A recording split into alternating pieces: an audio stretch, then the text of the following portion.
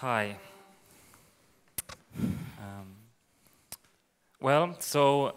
not only is Poste Restante or Poste Restante a postal term, it is also the name of the artistic collaboration between the three of us. It is the performance company we run, as well as the collective identity and authorship that we gather under. So in Poste Restante, we create immersive performances. We borrow form and function from various organizations to address complex topics such as moral dilemmas or inner conflicts. And our invitation to the audience is to pretty much hands-on deal with these complex topics.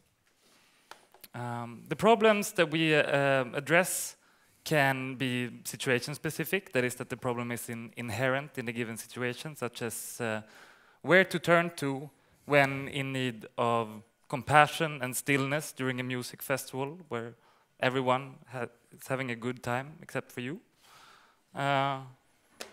Or they can be more existential, such as a corporate kickoff for people who, much like us, find group situations to be unbearably uncomfortable.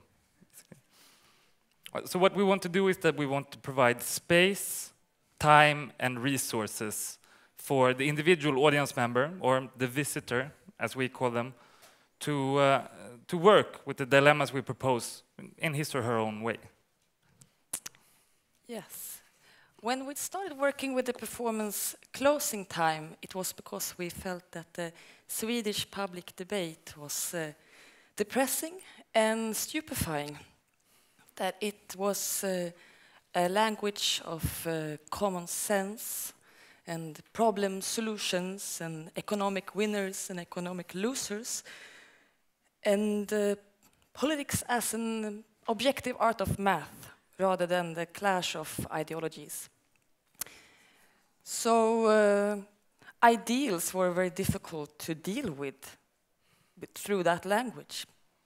And in this very pragmatic discourse, we've actually felt it to be easier to abandon ideals, to change our hearts, than admit that we have ideals, we believe in them, but we find them difficult to live by.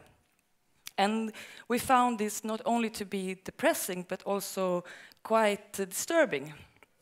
So we created Closing Time, which is a place of regret and doubt, and yes, and we did this not only to do art in a public space, but to do art that can function as public space. And we did it because we believe that double standards are valuable, since it shows that you actually have standards that are intense enough to be able to collide with each other. So, as a visitor to Closing Time, you book an individual time slot. You then attend your appointment at the reception desk, where we ask you to hand in your personal mobile phone. In exchange, you get to borrow one from us. Then you will receive a call from a call center where one of our operators will accompany you out in the city at night after the closing time of commerce.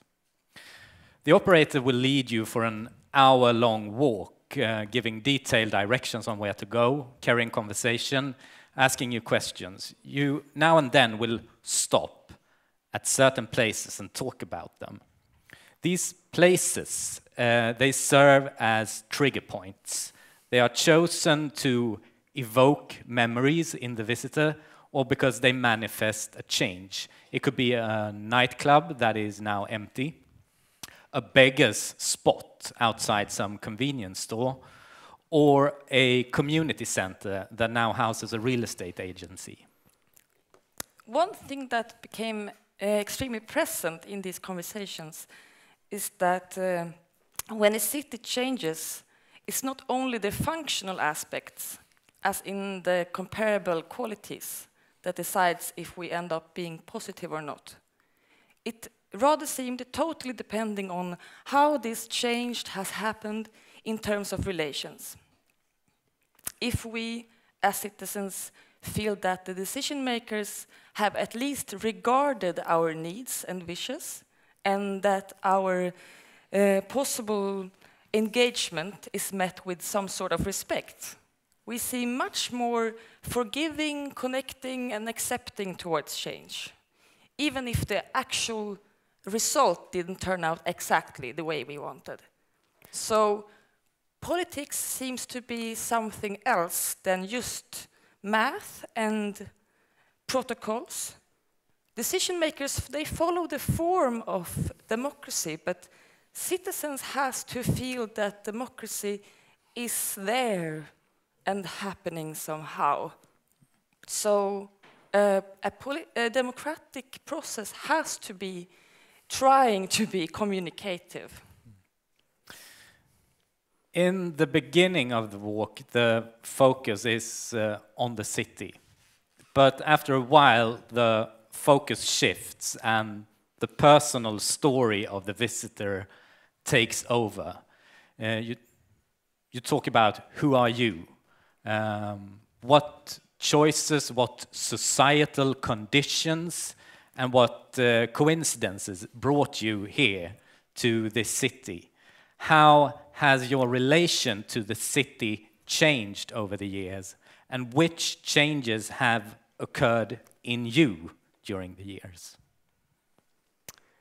And we find that something happens when you get to speak about these things, about urban planning and politics in general from an emotional perspective, when you are not forced to state an opinion or defend the position. Because then, usually, after a while, you get the time to elaborate and problematize yourself, and you can prove to have very complex and detailed political reflections. And by doing this, by being helped to hear your own voice, so to speak, you're also able to look at yourself from outside and see what you represent. For example, in the eyes of the homeless man on the bus stop. As the walk is coming to an end, you are asked to summarize your thoughts and formulate a dedication to something that has been lost or a defeat you've suffered. You then write down this dedication on a card. Then, through a back door, you enter a theater into an ongoing memorial service. Alone, in the auditorium, you hear your dedication being read out loud by a master of ceremony who will place your card on an altar together with the rest of the cards from all the other visitors. An opera singer will stand and give voice to your loss by singing a tragic aria directed straightly at you. This marks the end of the performance for the visitor. This ceremony is a place where you can gather yourself before re-entering into the city. So one journey is over, but on the altar there is a collective choir of lost dreams and ideals.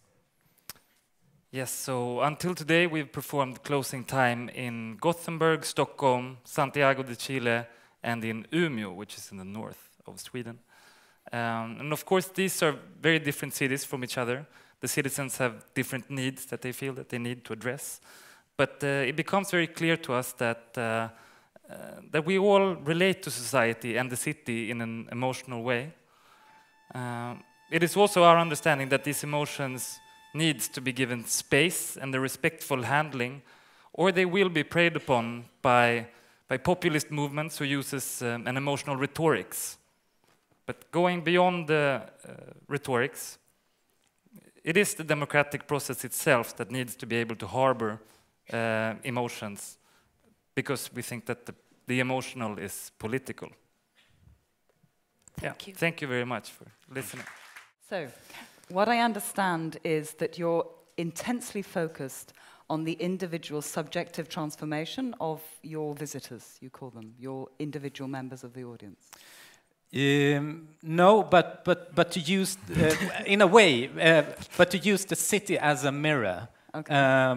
Like when we did it in Gothenburg, the question of gentrification was acute or very present because that process is happening there. Yeah.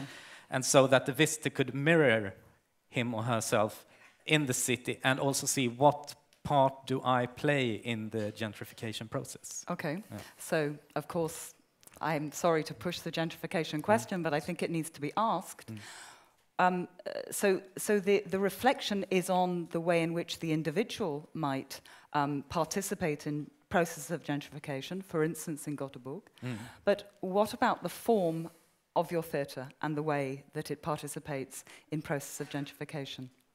This form, if this a difficult question, but I would say, like for instance, when we created it, we also have our ideal visitor. In this case, it was we really hoped that the city politicians and civil servants would go and reconnect to their ideals. Why did I start politics at all? Okay. But what have I compromised away during the years? So. But it was also a way of stop talking about them, which often happens when you talk about these things, the middle class and those who take these decisions, and see actually where you are placed within these things. Okay.